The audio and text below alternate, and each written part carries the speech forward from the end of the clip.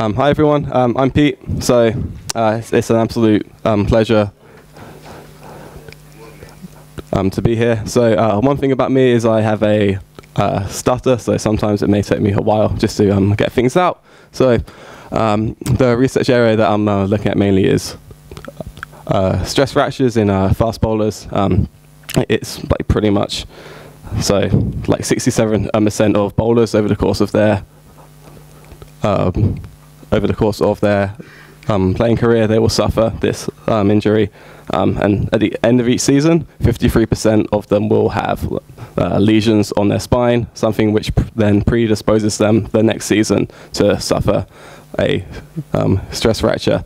I had a quick look at the research, and in javelin throwers, around half of all javelin throwers will have a stress fracture at some point. So it's a very similar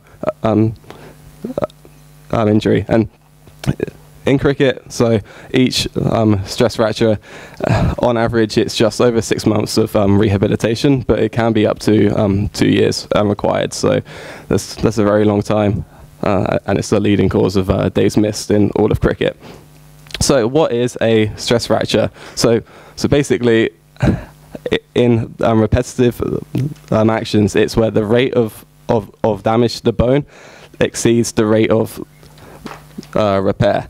So, and this, of course, in cricket, where the bowlers often have to bowl up to 140 balls a day, just ends up just causing so many problems. So some symptoms, so they can include pain, but as you heard earlier from Kelsey, that sometimes it doesn't actually have any pain. So a lot of our bowlers, they only find out they have an injury when they have scans done, and then it shows up, which is very interesting. So most injuries, they occur on the pars, in the posterior part of the spine, and like usually they occur at L4 and L5.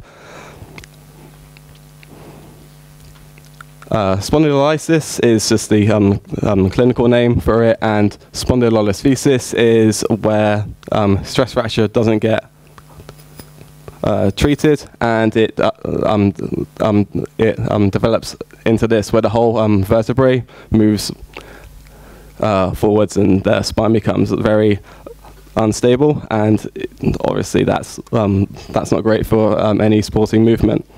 So here is a CT scan of a stress fracture in the L5, I believe. So right here, there's like a sort of clean break through the bone. So bowling technique is really just a kind of tip of the iceberg when it comes to lumbar stress fractures. So there's like many different factors which can contribute, which I will go through today. So there's age, there's gender, there's bowling technique, which has already been spoke about, bone health, workload, muscle asymmetry, previous injury, and also musculoskeletal factors.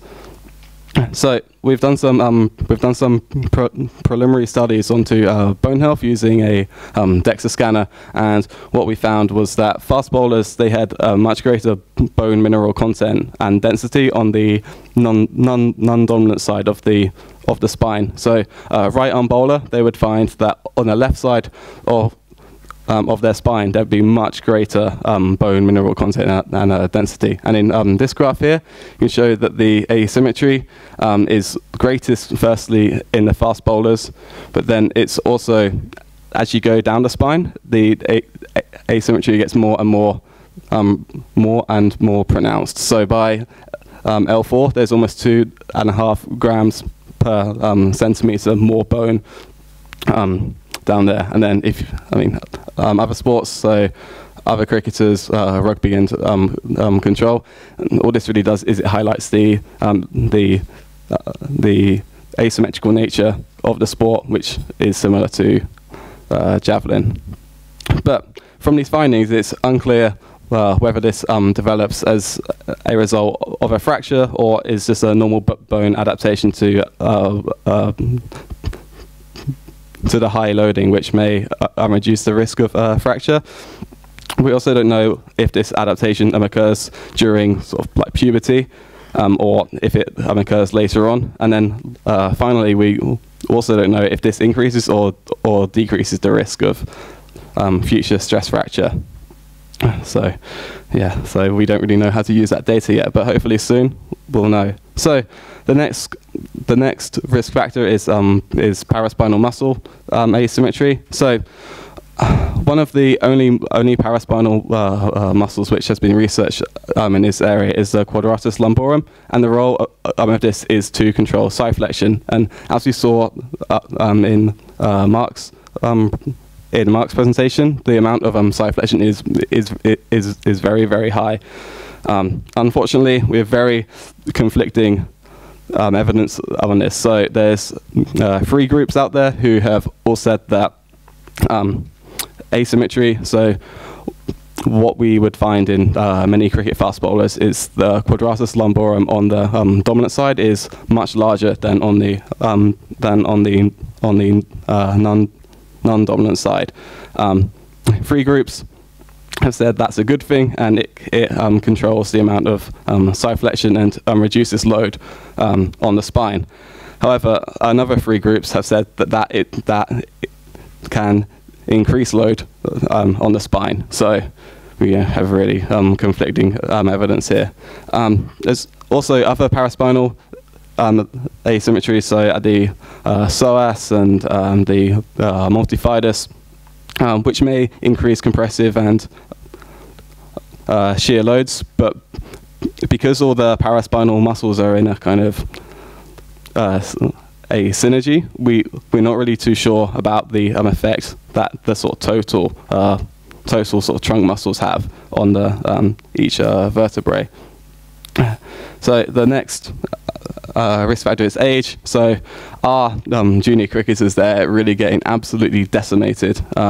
So most fast bowlers will get a stress fracture in their teens or their early 20s, and it's suggested to be due to when they go through their growth spurts, that like bone mineral density decreases, and it makes the bone weaker, so they're more liable to fracture.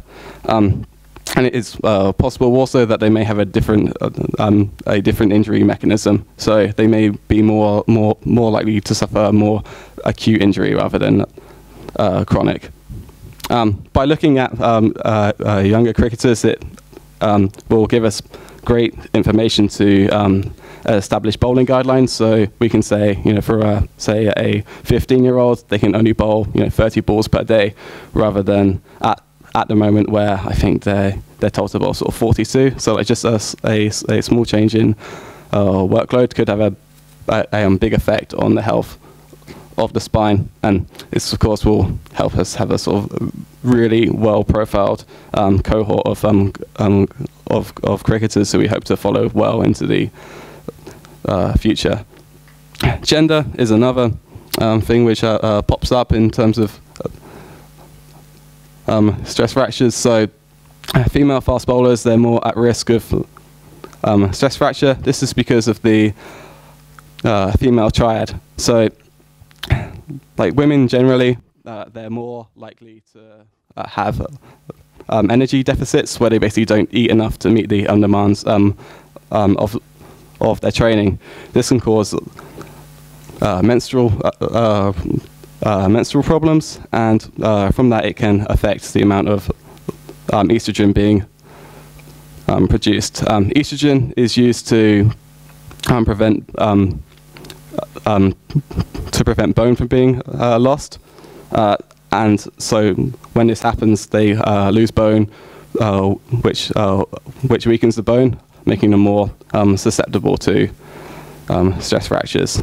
But female fast bowlers, they don't bowl as fast as men, so it's likely that there's not as many forces involved. So onto workload now. So all this graph shows here is it's just a cool sort of picture of all the different injuries and sort of why they occur. So for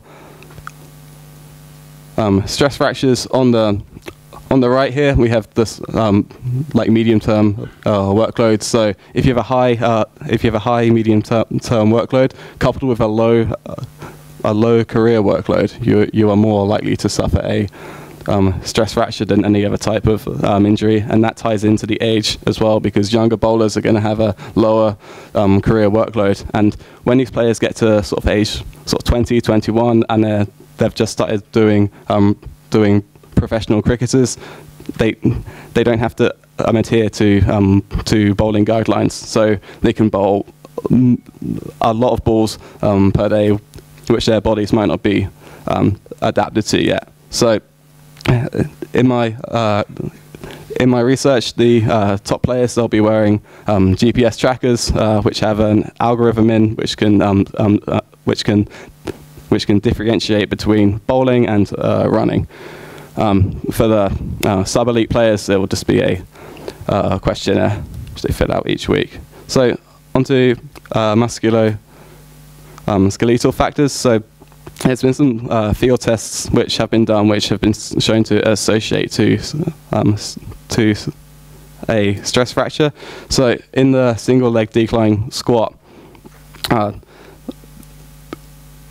increased knee valgus has been shown to associate with injury. This is because it affects this shows that there's weak pelvifemoral control, and then that has further been associated to instability of the lumbar spine, especially during side flexion movements. In addition, a reduced back extensor endurance is present in cricketers who suffer lower back injuries. So here we have a woman doing the Beering-Sorensen test. It's an interesting test because it's one of the only tests I can think of where women actually score better than men do. And having weak back extensors means that during fast bowling, it's unlikely that the bowlers will be able to control flexion as they bowl, which puts the spine under a greater load. And finally, fast bowlers with a history of lower back pain have significantly less side flexion range of motion to the dominant side. So that may tie into the quadratus lumborum. Finally, genetics. So the human spine is unique in all mammals. So what we can see here is on the right, this is a sort of normal human spine, and there's a pyramidal increase in the facets here, so it gets wider and wider, and what that allows is during hyper extension, it allows the bones to pass one another. While on the left we have a spine which may be prone to stress fractures. So what happens there is this kind of a nutcracker. So during hyper extension, the L4 and the S1, they kind of bend inwards, and both of them contact the L5, and what that does is it point loads on the L5, which increases load and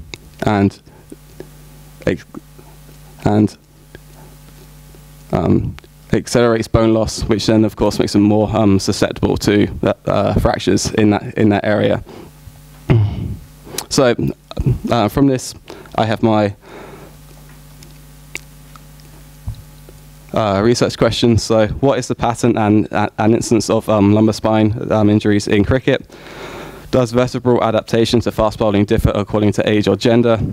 what are the factors that influence risk of a subsequent stress fracture, and what are the reversible changes following a stress fracture. So for my methodology, it's a 2-year longitudinal study with pre- and post-season measurements in controls, batsmen and fast bowlers. So all participants will undergo DEXA scans to measure bone health, and also a past bone loading questionnaire, because playing multiple sports has been linked to a better health in bones. In batsmen and the bowlers, we'll be looking at vitamin D and also doing some of the musculoskeletal tests as well. And then the fast bowlers, they'll have MRI scans and biomechanics too. So they'll be very well analysed. And then throughout the two seasons, they'll have their workload monitored and also have their past injuries looked through. If a fast bowler suffers a stress fracture, they'll move into a nested case control study.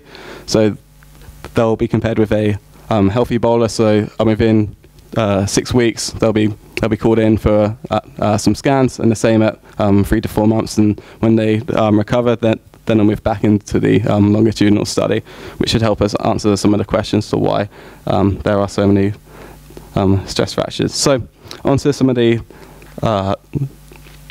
methods. So DEXA, and for those who don't know, it's just like a human photocopier, basically. So the athlete lies down and his arm comes over them, and it's like really cool, and then it like comes up with pictures like this. So this here is one of the England fast bowlers. He's, at the time this was taken, he would have been about 29. So as you can see here, this is his non-dominant side here, and there's much more bone here than on the other side. So much that the software which we use doesn't believe that it's actually real or there, which is an interesting battle to have each time. So what I'm going to look at from this is from L1 to L4, just the bone mineral content and the density and the asymmetry of that, and L5 separately, because that is where most stress fractures happen. And also we can take a lateral view of the spine and look at L3 and the posterior elements for bone mineral content, and also dual femur as well. So with bowling being so asymmetrical, we find that at the front leg they might have like much greater bone density. So it's interesting to see how that may affect them as they age. MRI. So we use MRI to see if firstly they have a stress fracture, or if they have any lesions on their spine. So, and if we suspect there's a fracture, we then confirm it using a CT scan, which is seen here. We can also look at the functional cross sectional area of all the paraspinal muscles. So here we have the quadratus lumborum, erector spinae group, multifidus, and the psoas.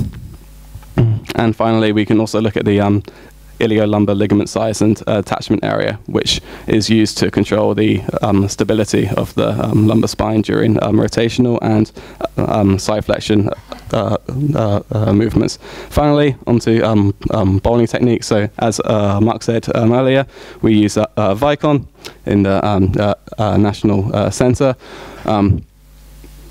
Like what we have here is the marker set which you use. So it's like a sort of standard marker set, but we have 7 extra markers on the lumbar spine, which will allow us to track better those movements of the lumbar spine in relation to the pelvis. So yeah, that's all from me. If you have any questions, that would be appreciated. Yes. Have you found any studies regarding the stress fractures that we could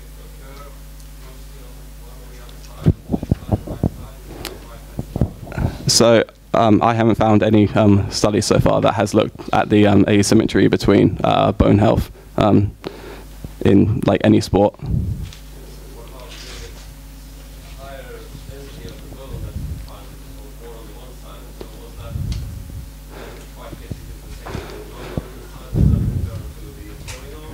No, so what I would say is, so as the bowlers hit the ground, their front leg is braced, so all of that force seems to go into the spine, and if they're in this kind of if they're in this kind of position when they hit the ground, the force goes into the left-hand side first. So a sort of adaptation of the bone is to just to deposit like more bone where there's more force and strain on it. So that's yeah. Yes. Maybe I should direct that to Mark, but just to ask Brett Lee on the photograph. Do you have any research regarding his bowling action? Only video. I mean, what we did at the end of took enough time to talk about the characteristics of fast bowling. We compared that to great players around the world, including people like Brett Lee and some of the West Indians, some of the past. And the characteristics that we saw in English fast bowlers, we saw the majority of them coming out from a visual perspective in other bowlers around the world. So they all have the common elements of performance. Speaking of, may I ask you a question? Sure. Just regarding young girls, I don't know what age they start playing cricket in the UK. Mm-hmm. Oh, so I mean, like women's cricket is like one of the fastest growing sports at the moment in the like in England. So I mean, I'd imagine that they just start at the same time as the guys do. So like most people start sort of backyard cricket kind of thing, and then they progresses from there. So I think that the youngest age group, Mark might know better because he has kids. Yeah. Pre-puberty as well. Yes. Mm-hmm. Are there any research regarding pre-puberty and post-puberty, especially with the girls? Because I think with the wider pelvis and mechanics of throwing or bowling will change. Yeah. That's something which I think is in future studies, which we might want to have a look at. So the funding we have at the moment allows us to work with England and pre-England to go to that younger age group where we really want to go to, but it's finding the funding to do that. But we certainly would like to do that study to see them before they get injured, before any adaptation, and track it through that process to really understand it properly. Yes.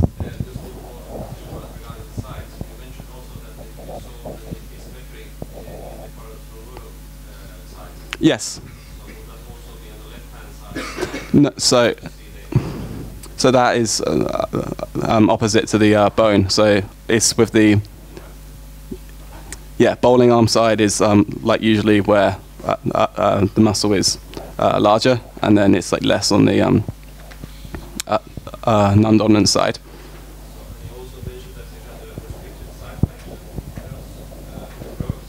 Pardon? Sorry.